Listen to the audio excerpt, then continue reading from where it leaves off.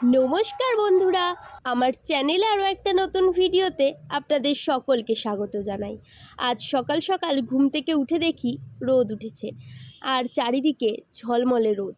কারণ এই কয়দিনে একটানা বৃষ্টিতে চারিদিক কেমন স্যাঁতস্যাঁতে ওয়েদার হয়েছিল।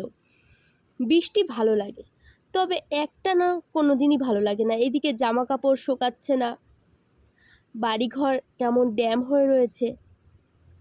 সকাল সকাল বাবানের বাবা জামা কাপড়গুলো সব রোদ্রে দিয়েছে, আর আমার প্রথমের কাজ হচ্ছে আমার বাবানকে ফ্রেশ করে খাওয়ানো। তারপর ফ্রেশ করিয়ে নিয়ে ওকে রেডি করে তারপর খাইয়ে দাইয়ে তারপর আমার ঘরটা পরিষ্কার করে নিলাম। আর অন্যদিকে আজ হবে সকালবেলায় ব্রেকফাস্টে হবে ঘুগনি আর সঙ্গে হবে বাটার নান। আমি এদিকে মটরটা সেদ্ধ বসিয়ে দিয়েছি আর কিছু মটর রেখে দিলাম, যে এইটা বিকেলবেলায় আলু কাবলি বানাবো। সেই জন্যে আলু কাবলি আমরা কম বেশি সকলেই পছন্দ করি। ছোট থাকতে, যখন ছোট ছিলাম, মানে প্রাইমারি স্কুলের গণ্ডি পেরিয়ে যখন হাই স্কুলে গেলাম, তখনই আমরা আমাদের স্কুলের সামনে একজন কাকু বসতো, আলু কাবলি ঝালমুড়ি সব বিক্রি করতো। সেখান থেকে আলু কাবলি খেতাম।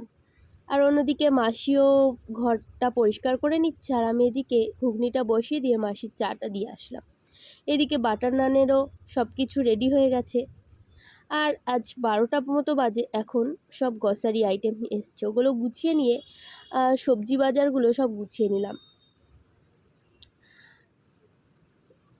লঙ্কাগুলো একটা কন্টেনারে রেখে দিই, নয়তো ফ্রিজে রাখলে না কিরকম একটা জলসা ভাব এসে যায় এই লঙ্কাগুলোতে। সেই জন্য আমি একটা কন্টেনারে রাখলে অনেক দিন ভালো থাকে। তারপর সব কিছু গুছিয়ে নিয়ে বাবানকে যাব স্নান করাতে। বাবানকে স্নান করিয়ে ঘুম পাড়িয়ে দিয়ে তারপর আজকে দুপুরে রান্না করব।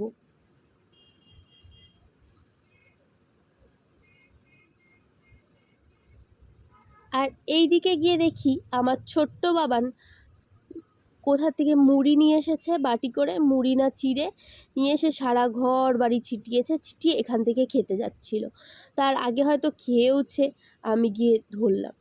আর এইদিকে আমার ছোট্ট বাবানের তেল রৌদ্রে রেখেছি, আর এইদিকে একটু জল রোদ্রে দিলাম, কারণ আমার ছোট্ট বাবানটার একটু ঠান্ডা লেগেছে, সেই জন্যে একটু রোদ্রে স্নান করাবো।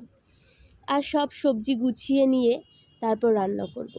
আর এইদিকে আমি সব জামা কাপড়গুলো গুছিয়ে নিলাম ওই ফাঁকে। তারপর দুপুরে রান্নাবান্না করে রান্নাঘরটা পরিষ্কার করে নিলাম।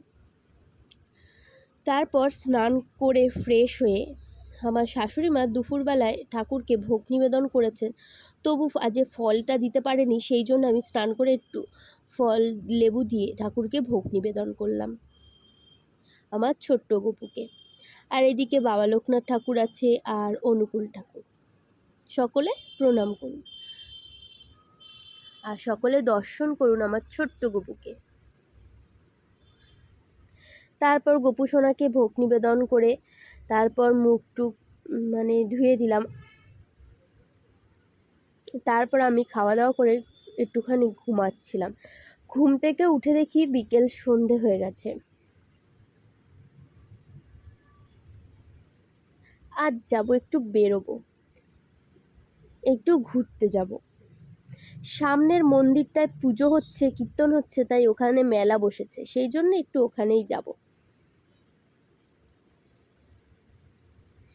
এই দেখতে দেখতে চলেও আসলাম। চারিদিকে মেলা বসেছে, অনেক দোকানপাট বসেছে।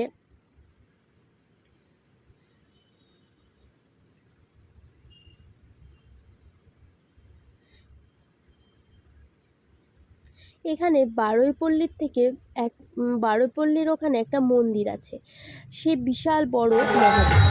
সেই মন্দিরে আজকে ভগবানকে আজ প্রথমবার আমি দর্শন করতে যাচ্ছি।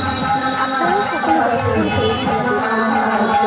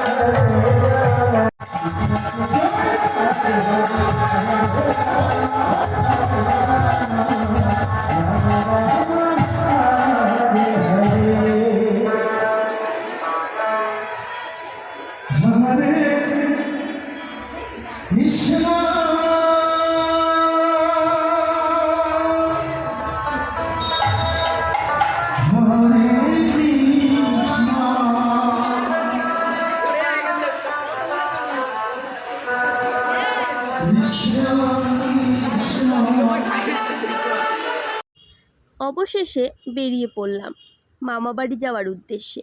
আমার মামাবাড়িটা যেহেতু পাশেই, তাই দিদার সঙ্গে একটু দেখা করি, দাদু দিদার সাথে একটু দেখা করি, দেখা করে তারপর বাড়ি যাব।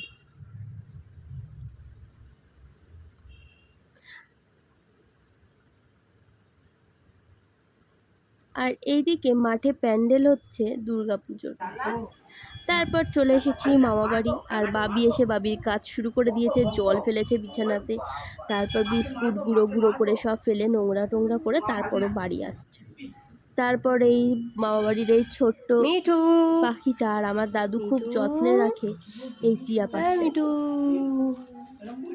তারপর দিদাকে টাটা বাই বাই করে আমরা চলে আসলাম বাড়িতে।